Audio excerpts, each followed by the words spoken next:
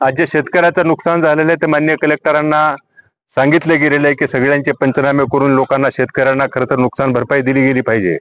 परंतु दुर्दैवानं मला एक गोष्ट सांगावं असं वाटते, या मतदारसंघामधल्या काम करणाऱ्या तथाकथित नेता जो म्हणतो की मी या तालुक्यामध्ये विकास केला, आज बघितलं तर धानोरा मक्ता किंवा गांधीनगरचा रस्ता जर बघितलं तर त्या नदीमधून पूल नाही आहे। आज गंगनबेड पासूनचा जो रस्ता आहे तिथल्या लोकांना जात नाही। हे खरं तर आज या तालुक्यामधले हे दोन्ही गावाचा जर बघितला तर मला असं वाटतं की तुम्ही म्हणताय की मी या मतदारसंघाचा विकास केलेला आहे। मला असं वाटतं की खोटी आश्वासन देणाऱ्या माणसांनी देश स्वतंत्र झाल्यानंतर सुद्धा आज त्या गावापर्यंत जाण्यासाठी रस्ता नाही, हे खरं तर दुर्भाग्य आहे। याचं कधीतरी इथल्या तथाकथित नेत्यांनी आत्मपरीक्षण करण्याची गरज आहे की मी खरंच या तालुक्याच्या विकासासाठी काय केलेलं आहे। नाहीतर 5-10 लाखाचा निधी देणं आणि त्या निधीच्या माध्यमातून आपण मोठ्या विकासाच्या गोष्टी करणं खरं तर इथल्या तथाकथित आमदारांनी खरं तर आता मनापासून सोडून दिलं पाहिजे। तुम्हाला जर वास्तविक या तालुक्याचा जर विकास केला पाहिजे तर गावापर्यंत रस्ता 75-79 वर्ष आपल्याला स्वातंत्र्य झाल्यानंतर सुद्धा आज रस्त्यापासून माझ्या तालुक्यातल्या लोकांना वंचित ठेवतोय, पाणी पुरवठ्याच्या योजनापासून माझ्या तालुक्यातल्या लोकांना वंचित ठेवतोय, लाईट पासून वंचित ठेवतोय, याचं भान खरं तर केलं गेलं पाहिजे। अजून माझ्या मागचा तलाव आहे, लक्षात ठेवा।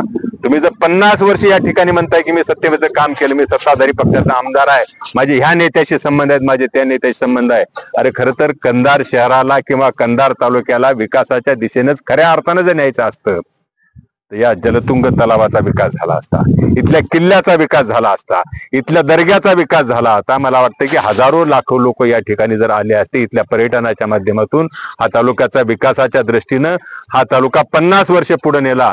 परंतु इथल्या तथाकथित आमदाराच्या कार्यपद्धतीमुळं 50 वर्ष हा तालुका विकासापासून दूर गेलेला आहे। खरं तर या तालुक्याचं दुर्भाग्य आहे। मी या निमित्ताने इथल्या सगळ्या बंधू भगिनींना विनंती करेल, आपण स्वातंत्र्याची खरी लढाई 79 वर्ष आपल्याला स्वातंत्र्य झाल्यानंतर सुद्धा इथली जी दादागिरी, इथली जी दहशत आहे, इथल्या हुकुमशाही प्रवृत्तीच्या माणसाला आपण घरी बसवल्याशिवाय खऱ्या अर्थानं कंधार तालुक्याचा विकास होणार नाही, कंधार तालुका स्वतंत्र होणार नाही, हे चित्र आहे, लक्षात ठेवा।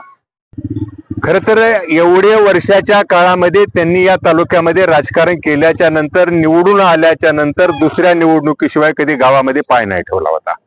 आजची चित्र वेगळं आहे की या मतदारसंघामध्ये जो निसटता पराभव ज्यांना मिळाला, निसटता विजय ज्यांना मिळाला, लक्षात ठेवा आज ती जी धास्ती पुढच्या काळामध्ये आहे की त्यामुळे बेछूट आरोप करणं आणि आपण लोकांची दिशाभूल करणं, मला वाटतं की या मतदारसंघामध्येच नाही या जिल्ह्यामधला अत्यंत लबाड माणूस इथला आमदार आहे।